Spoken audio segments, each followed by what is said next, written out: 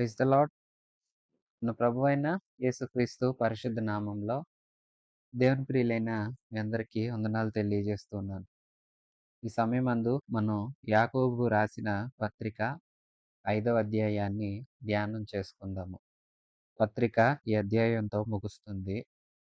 ఇంకా మన ఆధ్యాత్మిక జీవితానికి అవసరమైన మరికొన్ని విషయాలు ఈ అధ్యాయంలో కూడా గ్రంథస్థం చేయబడ్డాయి. ప్రత్యేకించి విశ్వాసం క్రియలతో చూపించాలని ముఖ్య ఉద్దేశంతో ఈ పత్రిక వ్రాయబడింది. ప్రతి విషయంలోనూ విశ్వాసం ఉండాలి. పనుల్లో, ప్రవర్తనలో, అలాగే ప్రార్థనలో, ప్రతి దానిలో ప్రార్థనలో విశ్వాసం ఈ అధ్యాయంలో మనం నేర్చుకుంటాం. దేవుని యందు భయభక్తులు కలిగి దేవుణ్ణి సేవిస్తూ ఉన్న మనం అన్ని విషయాల్లో విశ్వాసాన్ని చూపించాలి. పరీక్ష, శోధనల్లో మనం విశ్వాసంతోనే జయించాలి. పనులు విశ్వాసంతోనే చేయాలి. పలుకులు విశ్వాసంతోనే ఉండాలి. మంచి జీవితం, పరిశుద్ధమైన జీవితం గలవారమై విశ్వాసంతో ముందుకు సాగాలి. ఇక ప్రార్థించాలి. ప్రార్థన యందు కూడా విశ్వాసం ఉండాలి. ప్రియ విశ్వాసులారా, అధ్యాయాన్ని శ్రద్ధగా వినండి. యాకోబు పత్రిక 5వ అధ్యాయం మొదటి నుంచి. ఇదిగో ధనవంతులారా, మీ మీదకు వచ్చడి ఉపద్రవములను గూర్చి ప్రలాపించి ఏడుబుడి. మీ ధనము చెడిపోయెను. మీ వస్త్రములు చెమ్మటలు కొట్టినవాయెను. మీ బంగారమును మీ వెండియు తుప్పు పట్టినవి. వాటి తుప్పు మీ మీద సాక్ష్యముగా ఉండి అగ్ని వలె మీ శరీరములను తినివేయును. అంత్యదినముల యందు ధనము కూర్చుకొంటిరి. ఇదిగో మీ చేలు కోసిన పనివారికియ్యక మీరు మోసముగా బిగబట్టిన కూలి మొరపెట్టుచున్నది. మీ కోతవారి కేకలు సైన్యములకు అధిపతియగు ప్రభువు యొక్క చెవులలో చొచ్చియున్నవి. మీరు భూమి మీద సుఖముగా జీవించి భోగాసక్తులై వధ దినమందు మీ హృదయములను పోషించుకొంటిరి. మీరు నీతిమంతుడైన వానికి శిక్ష విధించి చంపుదురు. అతడు మిమ్మును ఎదిరింపడు. సహోదరులారా, ప్రభువు రాకడ వరకు ఓపిక కలిగి ఉండుడి. చూడుడి, వ్యవసాయకుడు తొలకరి వర్షము, కడవరి వర్షము సమకూడి వరకు విలువైన భూఫలము నిమిత్తము ఓపికతో కాచుకొనుచు దాని కొరకు కనిపెట్టును కదా. ప్రభువు రాక సమీపించుచున్నది. గనుక మీరును ఓపిక కలిగి ఉండుడి. మీ హృదయములను స్థిరపరచుకోండి. ప్రియ విశ్వాసులారా, ఆరంభంలో ఈ అధ్యాయంలో మాట్లాడుతున్నారు. ప్రత్యేకించి ధనవంతులకు హెచ్చరిక. ధనవంతులారా, మీ మీదకి వచ్చడి ఉపద్రవాలను గురించి ప్రలాపించండి, ఏడవండి. ఏడుపు కలిగి ముందే జాగ్రత్త పడి ఉండండి. ఎలాంటి శ్రమలు రాబోతున్నాయో ముందుగా గ్రహించండి. రాబోతున్న శ్రమలు మిమ్మల్ని మీ ధనం కాపాడలేదు. ఉపద్రవాల నుండి మీ దగ్గర ఉన్న వెలగల వస్తువులు మిమ్మల్ని కాపాడలేవు. అందుకే జాగ్రత్త. ఎందుకు? మీ ధనం చెడిపోయింది. మీ వస్త్రాలు చెమ్మటలు కొట్టివేసినట్లుగా అయిపోయాయి. మీ బంగారం, వెండి తుప్పుపట్టాయి. వాటి మీద తుప్పు సాక్ష్యంగా ఉండి అగ్ని వలె శరీరమును తినివేయును. అంత్యదినముల యందు మీరు ధనం కూర్చుకున్నారు. ఎందుకు ఉపద్రవం అంటున్నారు? ఉపద్రవం వస్తుంది. ఆ ఉపద్రవం ఎలాగుంటుందనుకున్నారు? మీ ధనము, మీ బంగారము, మీకు కలిగిన వెండి, మీకు కలిగిన వస్త్రాలు, ప్రశస్తమైన ప్రతిదీ చెడిపోతున్నాయి. వాటి మీద తుప్పే మీ మీద సాక్ష్యం పలుకుతుంది. అంత్యదినాల యందు మీరు ధనం కూర్చుకున్నారు. సరే, ఎందుకు ధనవంతులకు శిక్ష అంటారా? వీరు ఎలాంటి ప్రవర్తన కలిగి ఉన్నారంటే, చూడండి, మనం ఆయన చెప్తున్నారు, మీరు చేలు కోసిన వారికి, పనివారికి ఇవ్వరు. చేలు కోసిన పనివారున్నారు. వారికి ఇవ్వవలసిన కూలి ఇయ్యక మోసంగా బిగబట్టారంట. ఆ కూలి మొరపెడుతుంది. సైన్యములకు అధిపతియగు యెహోవా చెవుల్లో, ప్రభువగు యేసు యొక్క చెవుల్లో ఆ విషయాలు చేరాయి. కోతవారి కేకలు ఆయనకు వినపడుతున్నాయి. ఎందుకంటే వీరు అక్రమంగా సంపాదిస్తున్నారు. ప్రత్యేకించి ఇయ్యవలసిన వారికి ఇయ్యట్లేదు.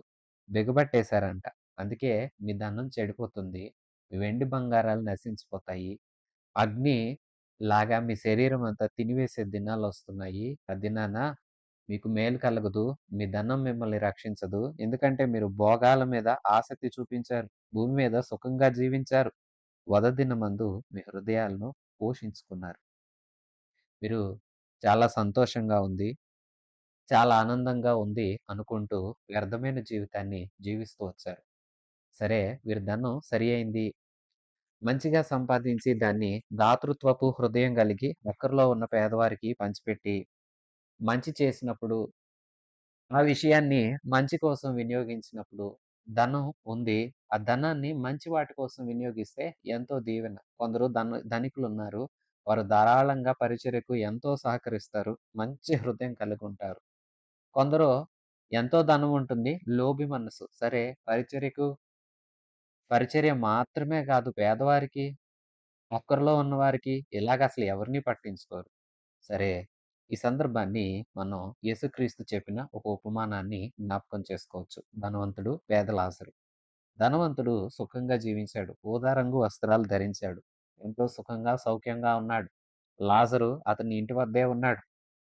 అతని ఇంటికి దగ్గరలోనే ఉన్నాడు. ఇతను పారేసిన ఎంగిలి రొట్టె ముక్కలను తింటున్నాడు. బల్ల మీద నుండి పడుతున్న వాటిని తింటున్నాడు.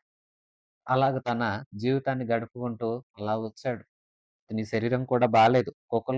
కుక్కలు వచ్చి అతని గాయాలను, అతని పుండ్లను నాకుతూ ఉన్నాయి. అంత దయనీయ స్థితిలో లాజరుంటే, ఏనాడు అంత సహాయం చేసిన వ్యక్తి కాదు. సరే, ఇతడు అతని దగ్గర నుండి వచ్చే ఆ ఎంగిలి ముక్కలు తినే బ్రతుకుతున్నాడు కదా! మరలాగన్నప్పుడు, అయ్యో! ఇతడు ఇలా నా కోసమే ఎదురు చూస్తున్నాడు కదా అని ఒకనాడైనా దాతృత్వపు హృదయం కలిగి, నైనా ఇదిగో నాతో పాటు నువ్వు కూడా తిను అని 4 రొట్టెలు ముందుగానే ఇచ్చిన సందర్భాలు లేవే అతని జీవితంలో. జీవిత దినాలంతా సుఖంగా ఉన్నావు. అప్పుడు తండ్రి అయిన అబ్రాహాముతో ధనవంతుడు అంటాడు, ఇద్దరు చనిపోయారు. చనిపోయి ధనవంతుడు వేతన స్థలంలోకి వెళ్ళిపోయాడు. అక్కడ ఏడుపు, పండ్లు కొరుకుట. అక్కడ నిత్య అగ్ని ఉంది. అగ్నిలో కాలుతున్నాడు, అరుస్తున్నాడు. అల్లంత దూరాన, చాలా దూరాన పైకి చూస్తే లాజరు అబ్రహాము రొమ్మున ఆనుకున్నాడు. అలా కూర్చొనున్నాడు. సంతోషంగా ఉన్నాడు. నెమ్మదిగా ఉన్నాడు. తండ్రి అయిన అబ్రహామా, నాకు సహాయం చెయ్యి. లాజరు చిటికెన వేలుతో అయినా నీళ్లు ముంచి, ఆ చిటికెన వేలుతో కనీసం ఒక 2 బొట్లన్నా నా దగ్గరికి వచ్చేలాగా అతన్ని ఇలాగ చేయమను అంటంటే, నాయనా ఇక్కడ వాళ్ళు అక్కడికి రారు. అక్కడ వారు ఇక్కడికి పోరు.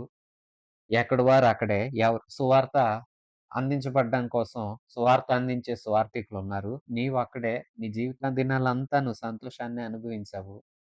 లాజరు జీవితకాలమంతా కష్టమే పడ్డాడు. నేడు క్షేమంగా ఉన్నాడు. సరే, ఇప్పుడు సంగతి వినండి. ఈ ధనికుడు ధనవంతుడు కదా! ఉన్న ధనాన్ని పేద లాజరుతో కొంతైనా పంచుకున్నాడా? సరే, డబ్బులు ఇవ్వలేకపోయాడు. బట్టలు కూడా ఇవ్వలేకపోయాడు. అంత ఆహారం పెట్టలేకపోయాడెందుకు? సరే, రోజు పెట్టమందామా? అలా కాదు. అప్పుడప్పుడన్నా ఎందుకు పెట్టలేదు? చూసారా? ఇలాంటి మనస్తత్వం ఉంది కాబట్టే, ధనికులారా మీరు జాగ్రత్త. సరే, మీ ధనం మీకున్నంత మాత్రాన పాపమేం గాదు. ధనం ఉంటే పాపం గాదు గానీ, చెడ్డ హృదయం ఉంటే పాపం. హృదయాలను కఠినపరుచుకున్నారు. మీ హృదయాలను పోషించుకున్నారు. మీకు మీరు చాలా సంతోషంగా జీవించారు. కాబట్టి మీకు ఇబ్బందులు రాబోతున్నాయి. ఉపద్రవం నాడు మీ ధనం అక్కరకు రాదు కాబట్టి ధనికులారా ఏడవండి.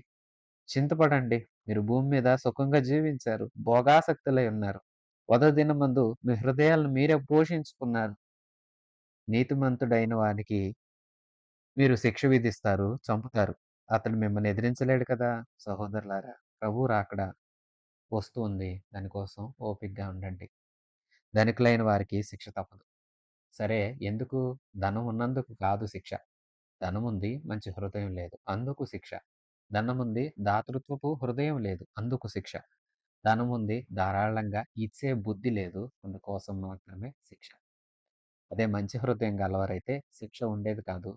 ధారాళంగా సహాయం చేసేవారైతే శిక్ష ఉండదు.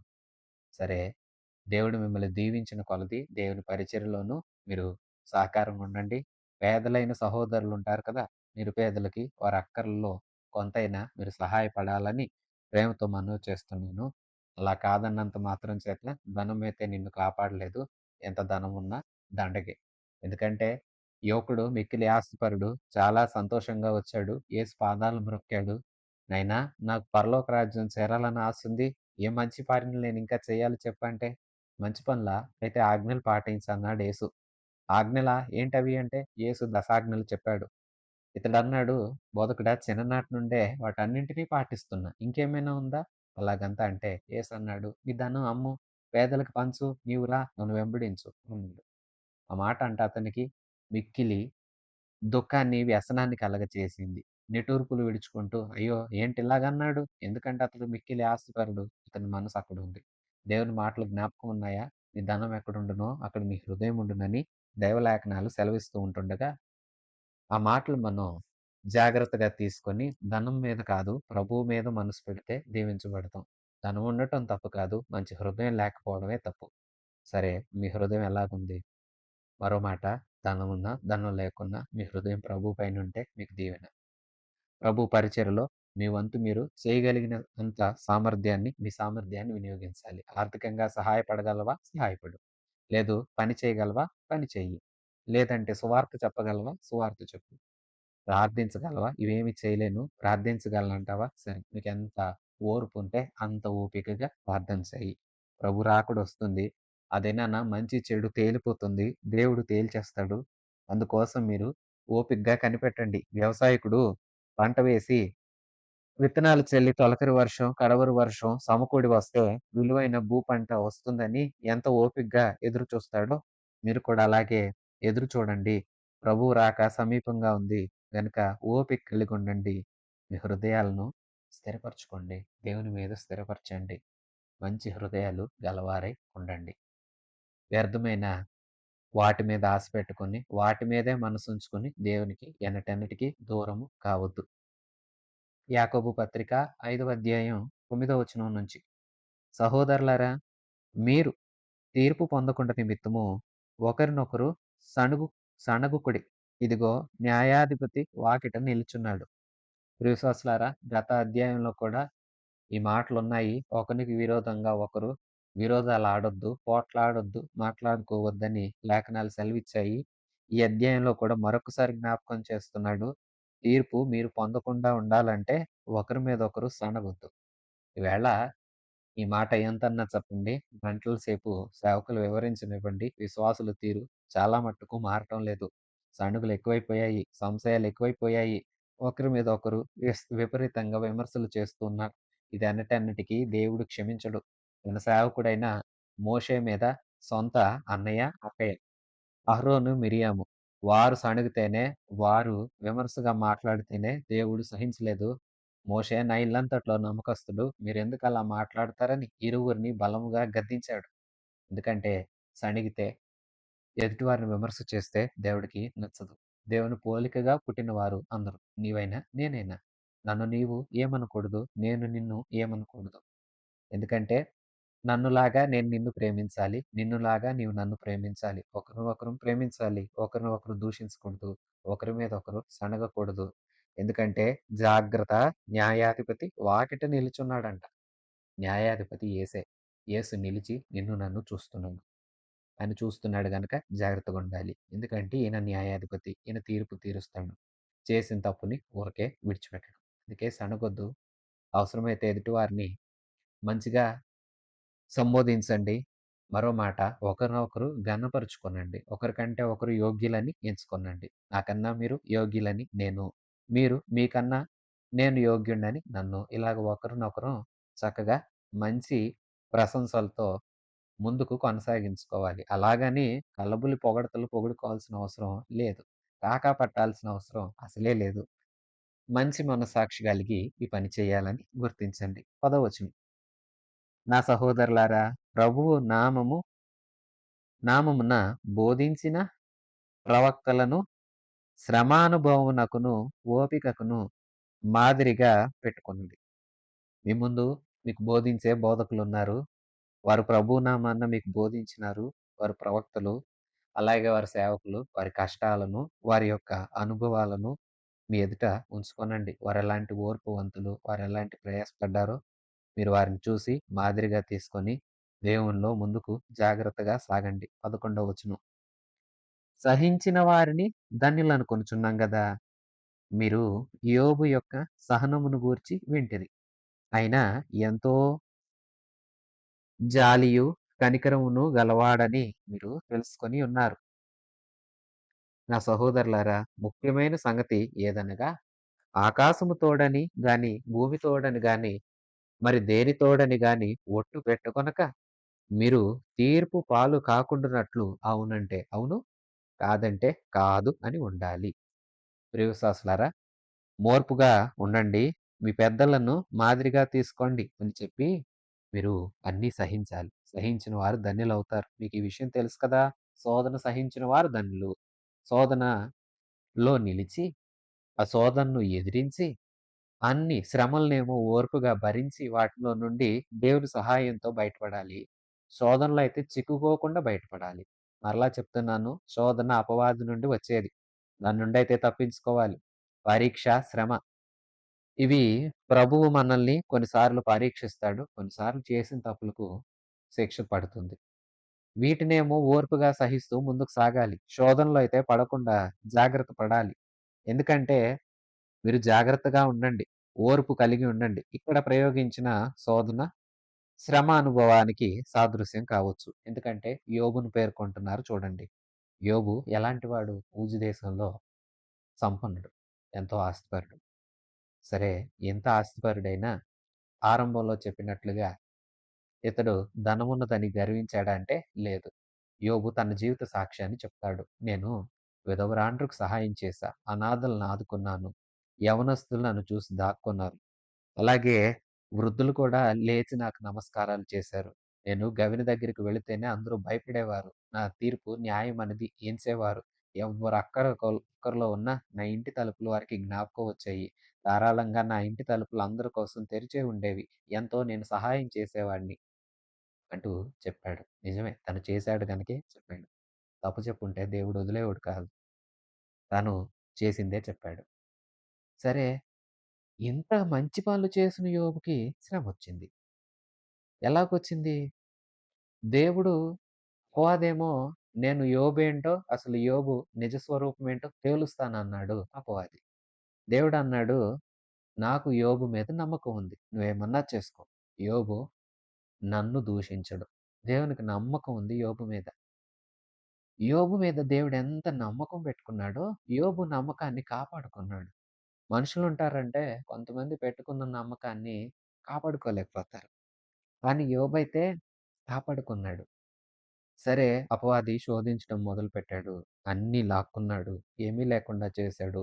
ఒంట్లో ఆరోగ్యం కూడా లేకుండా చేశాడు. భార్య మాత్రం ఉంది. ఎందుకంటే యోబు జోలికి, ఆమె భార్య జోలికి రాలేదు. మిగతా అన్నీ కోల్పోయాడు. చాలా ఇబ్బందులు పాలయ్యాడు. అయినా ఓపిక, సహనం వీడలేదు. ప్రభు నా ప్రభువే నన్ను దృష్టిస్తాడు. నా ప్రభువే నన్ను దర్శిస్తాడు. నా ప్రభువుకి నేనే నా వాదన చెప్పుకుంటాను. నా ప్రభువు నాతో కూడా వచ్చి నా మాటలు వింటే చాలని కోరుకున్నాడు గానీ దేవుడిని దూషించల.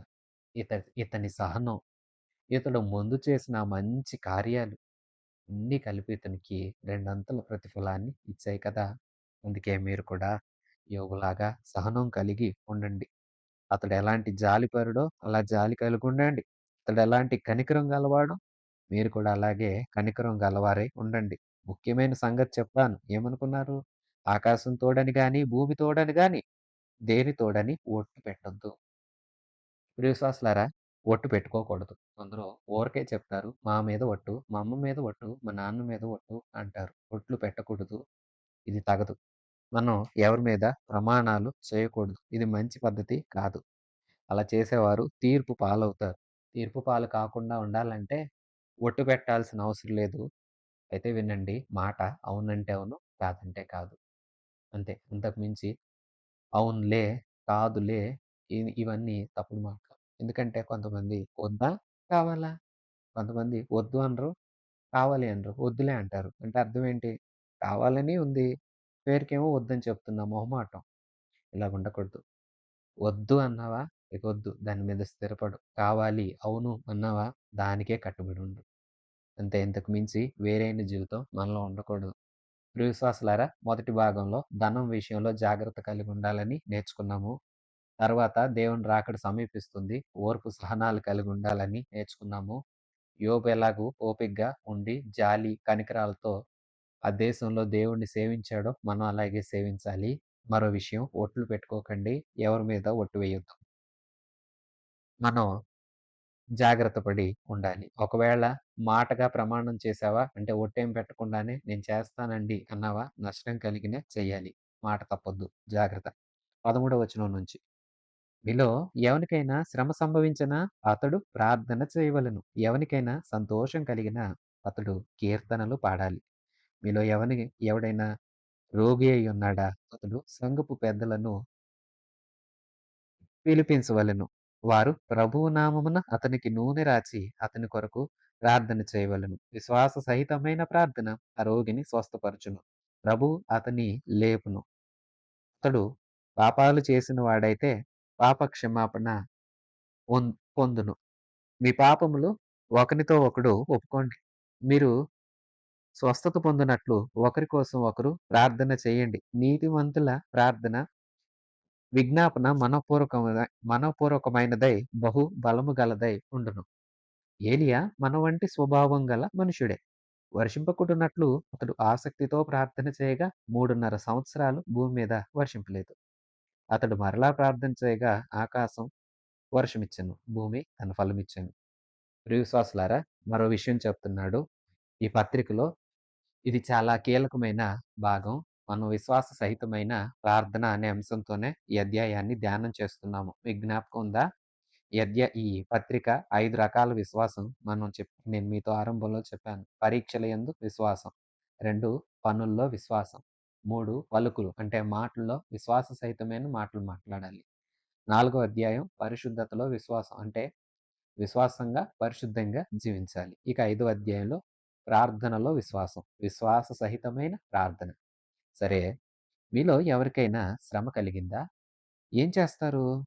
అతడు ప్రార్థన చేయాలి. సరే, ఎవరింట్లో అయినా సంతోషం ఉందా? అతడు కీర్తనలు పాడాలి. చాలా జాగ్రత్తగా ఉండండి. ఆనందంలో సంతోషించండి. దేవునికి పాటలు పాడండి. కష్టం కలిగిందా? మోకాళ్ళు వేసి ప్రార్థన చేయండి. మీలో ఎవడైనా రోగిగా ఉన్నాడా? అయితే ఓ పని చేయండి. సంఘపు నాయకుల్ని ఇంటికి పిలిపించుకోండి. ఇంటికి వచ్చిన ఆ నాయకులు నూనె రాసి ప్రభు నామాన ప్రార్థన చేస్తారు. నూనెలో కాదు శక్తి, స్వస్థత. ఎందుకంటే తర్వాత వచనం మీరు చూస్తే విశ్వాస సహితమైన ప్రార్థన రోగిని స్వస్థపరచును. నూనె రాశారు. కానీ నూనెలో కాదు శక్తి. ఇవాళ నూనె డబ్బాలు ఎందరో అమ్ముకుంటున్నారు. నూనె డబ్బాల్లో ఏమీ లేదు. ప్రార్థనలో ఉంది. ప్రియ విశ్వాసులారా, ప్రార్థన చేయండి. ప్రార్థన చేస్తే అతడిని దేవుడు లేపుతాడంట. అంతేకాదు అతడు పాపాలు చేసిన వాడైతే వీళ్ళ ప్రార్థన వలన పాప క్షమాపణ కూడా నొందుతాడు. అతనిలో కూడా పశ్చాత్తాపం వస్తుంది. పశ్చాత్తాపపడతాడు. పాపాల విషయంలో నివారణ పొందుకోగలుగుతాడు. అయితే వినండి, ఏం చేయాలి? ప్రార్థన చేయాలి. విశ్వాస సహితమైన ప్రార్థన. విశ్వాస సహితమైన ప్రార్థన అనే దానికి మీకు అర్థమయ్యేలాగా చెప్పాలంటే, నీవు ఏదడుగుతున్నావో దానిని పొందానని నమ్మి ప్రార్థించడమే విశ్వాస సహితమైన ప్రార్థన. ఉదాహరణకు ఒక వస్తువు కావాలా? అయితే మీరు ప్రార్థించేటప్పుడు దేవుడిని అడుగుతున్నారు వస్తువు కావాలని. మీరెలాగా అడగాలంటే, నిజంగా మీరు అడిగిన దేవుడు శక్తివంతుడు. ఆ వస్తువు మీ చేతికిచ్చాడు అని నమ్మి అడగాలి.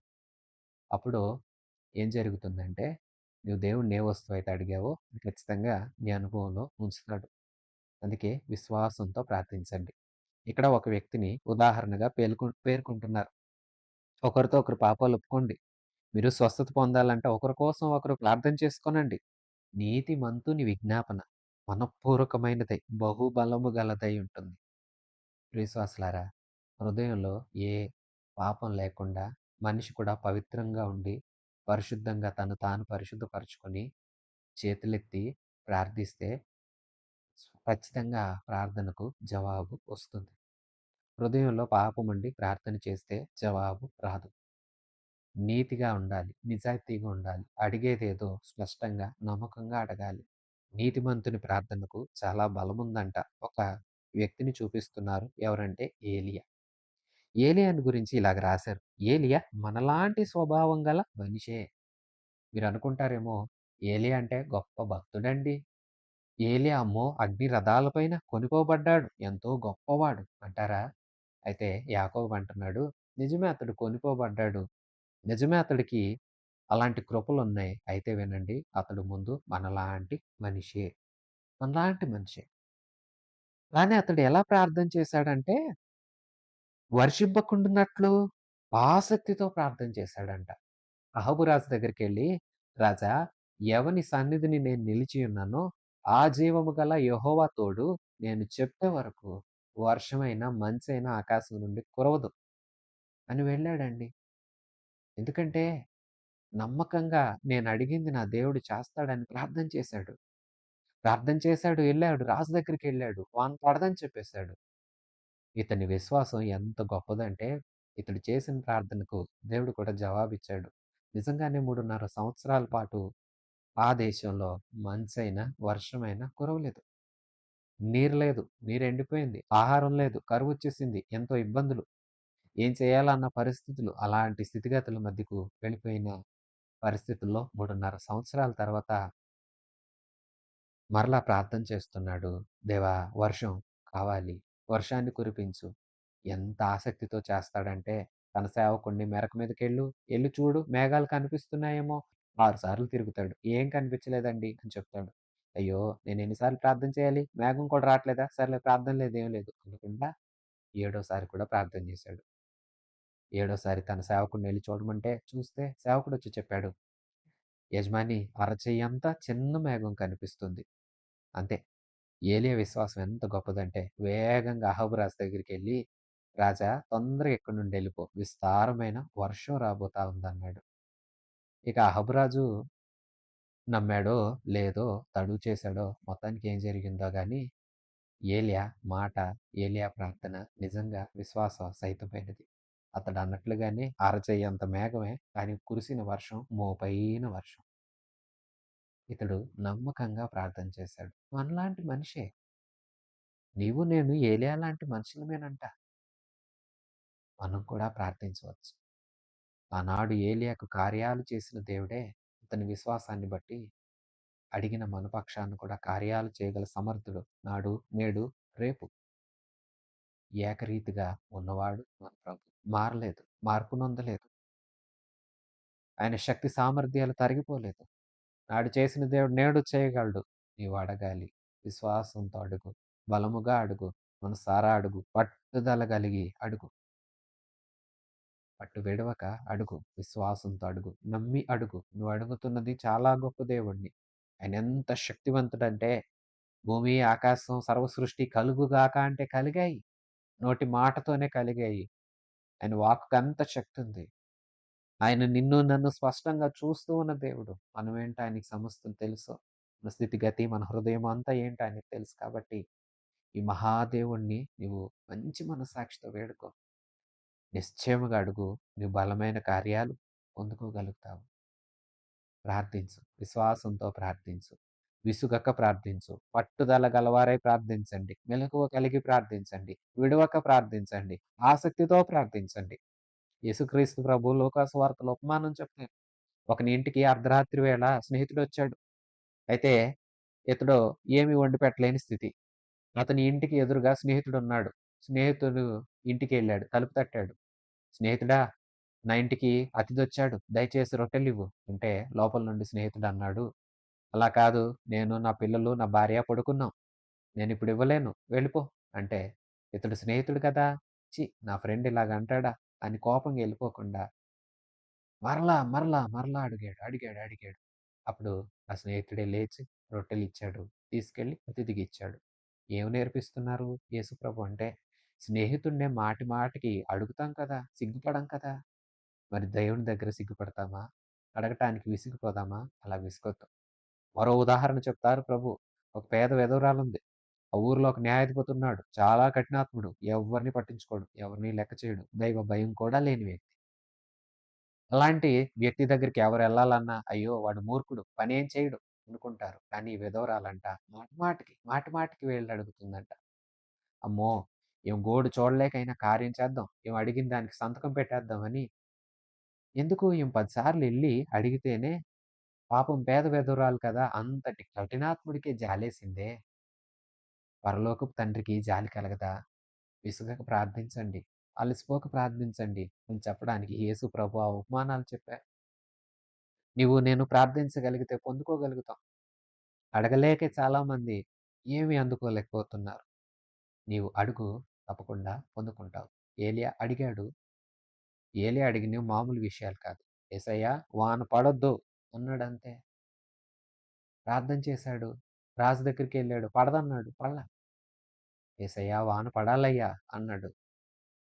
దేవుడు ప్రార్థన విన్నాడు. ఏలియా రాజు దగ్గరికెళ్ళాడు. రాజా వాన పడిద్ది అన్నాడు. వాన పడింది. విశ్వాసం. అతని ప్రార్థన.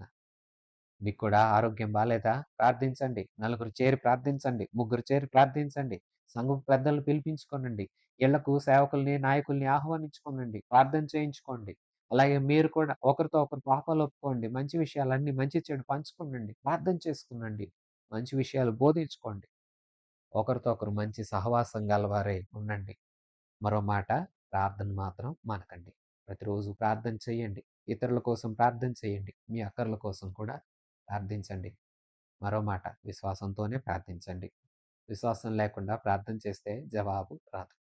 నువ్వు నమ్మకుండా అడిగితే దేవుడు నీకెలా ఇస్తాడు? నమ్ము, అడుగు, ఇస్తాడు. ఇక చివరి 2 వచనాలు. 19వ వచనం. నా సహోదరులారా, మీలో ఎవడైనను సత్యము నుండి తొలగిపోయినప్పుడు మరి ఒకడు అతనిని సత్యమునకు మళ్లించిన ఎడల పాపిని వాని తప్పు మార్గము నుండి మళ్లించువాడు మరణము నుండి ఒక ఆత్మను రక్షించి అనేక పాపములను కప్పివేయునని తాను తెలుసుకొనాలి. మీరు మరో పని చేయండి. అదేంటంటే ఇతరుల మార్పు కోసం ప్రయాసపడండి. ఇతరులు పాపం చేస్తూ ఉంటే వారిని దేవుని దగ్గరకు తీసుకురావడం కోసం మీ వంతు మీరు హెచ్చరించండి. ఒకవేళ మీరలా హెచ్చరిస్తే ఒకడు తన పాపాన్ని మాని ప్రభువులోకొస్తే వాడి జీవితం దీవించబడుతుంది. నీవు అతన్ని నరకం నుండి తప్పించిన వాడవవుతావు. అందుకే ఇతరులకు మంచి విషయాలు, ప్రత్యేకించి దేవుని మాటలు చెప్పండి. మీ మిత్రులకు చెప్పండి, మీ బంధువులకు చెప్పండి, మీ ఇరుగు పొరుగు వారికి, మీతో స్నేహంగా ఉండేవారు, దేవుని తెలియని ప్రతి వారికి చెప్పండి. అలాగే పాపపు స్థితిలో ఉన్న ప్రతి వారికి కూడా దేవుని మాటలు బోధించి హెచ్చరించండి. వారు మార్పు నొందుతారు. ఆ మార్పు దీవెనకరమవుతుంది. నా ప్రియ సహోదరి, సహోదరులారా, యాకోబు పత్రిక ఎంతో శ్రేష్టమైంది. ఎన్నో విషయాలు మనం నేర్చుకున్నాం. శ్రమలొస్తాయి జీవితంలో. కృంగిపోవద్దు. ఓర్పు కలిగి, జ్ఞానం కలిగి, విశ్వాసంతో శ్రమలను జయించగలుగుతాం. పరీక్షలను ఎదుర్కోగలుగుతాం. అయితే శోధనలొస్తాయి. జాగ్రత్త. తెలివి కలిగి ఉండండి. అపవాది బలహీనతతో శోధిస్తాడు. వాటిని జయించాలి. వాటితో రాజీ పడొద్దు. విశ్వాసం కలిగి శోధనలు ఎదిరించండి. శ్రమలను ఓపికతో జయించండి. రెండో అధ్యాయంలో మనం చదువుతాము. పనులు. మన పనులన్నీ విశ్వాసంతో ఉండాలి. విశ్వాసం లేకుండా పని చేయకూడదు. నువ్వు విశ్వాసంతో పని చేయాలి. నువ్వు యేసుని నమ్మిన బిడ్డవి. నీ పనులు యేసయ్యకి తగినట్లు ఉండాలి. యేసయ్యకి నచ్చేలాగా ఉండాలి. అలాంటి మంచి జీవిత విధానం మనకుండాలి. పనుల్లో విశ్వాసం. మూడవ అధ్యాయం. నీ మాట ఎలా ఉంది? విశ్వాస సహితమైన మంచి మాటలు మాట్లాడు. చెడ్డ మాటలు మాట్లాడకు. నాలుక ఉంది కదా! జాగ్రత్త. నాలుక నిన్ను పాపానికైనా తీసుకెళ్ళగలదు. నిన్ను దేవుని రాజ్యానికైనా తీసుకెళ్ళగలదు. అందుకే నీ నాలుక, నీ మాట అదుపులో ఉంచుకో. నీకు జ్ఞానం కావాలా? మంచి జ్ఞానం ఇస్తాడు దేవుడు. అది ఎంతో శ్రేష్టమైంది, పవిత్రమైంది, మృదువైనది, సులువుగా లోబడుతుంది. నిన్ను దీవిస్తుంది. నిన్ను కనికరపూర్ణుడిగా నిలబెడుతుంది. నీకు జ్ఞానం ఇస్తుంది. నీకు అన్ని విషయాల మీద అవగాహన ఇస్తుంది. దైవ జ్ఞానం అది. ఆ జ్ఞానాన్ని అడుగు. సందేహింపకుండా అడుగు. అడుగు ప్రతి వారికి ధారాళంగా ఇచ్చే దేవుడు మన దేవుడు. మన జీవిత విధానంలో ఎందరో మనకు ఎదురవుతారు. ఎన్నో పరిస్థితుల గుండా మనం సాగవలసి వస్తుంది. ప్రతి విషయంలోనూ విశ్వాసాన్ని కనపరుస్తూ ముందుకు సాగాలి. దేవునికి లోబడండి. అపవాదిని ఎదిరించండి. ఆయన దగ్గరికి రండి. అప్పుడు ఆయన మీ దగ్గరకొస్తాడు. పాపులారా చేతులు పరిశుద్ధపరచుకోనండి. ద్విమనస్కులారా హృదయాలను కడుక్కోండి, శుద్ధి చేసుకోండి. దేవుడు తగు సమయాన హెచ్చిస్తాడు. ఆయన చేతి నీడలో దీన మనస్కులై ఒదిగిపోండి. ఒకరిని ఒకరు సన్మానించండి. ఒకరితో ఒకరు విరోధ భావాలు వద్దు. ఒకరితో ఒకరు సణగొద్దు. ఒకరి మీద ఒకరు నిందలు ప్రచారం చేయొద్దు. నేడో రేపో అది చేస్తా, ఇది చేస్తా అని చెప్పొద్దు. ప్రభు చిత్తమైతే బ్రతుకుదాం. ప్రభు చిత్తమైతే ప్రభు కార్యాలు చేద్దాం. ధనము నిన్ను దీవించదు. నీ ధనము ఇతరుల మేలు కోసం, నీ మేలు కోసం ఉపయోగపడుతుంది. ఈ ధనాన్ని మంచి కోసం వాడు. లేదంటే నీ ధనమే నీ మీద సాక్ష్యం పలుకుతది. ఆ దినాన నీవు ఉగ్రత నుండి తప్పించుకోలేవు. నీ ధనం కూడా నిన్ను కాపాడదు. జాగ్రత్త.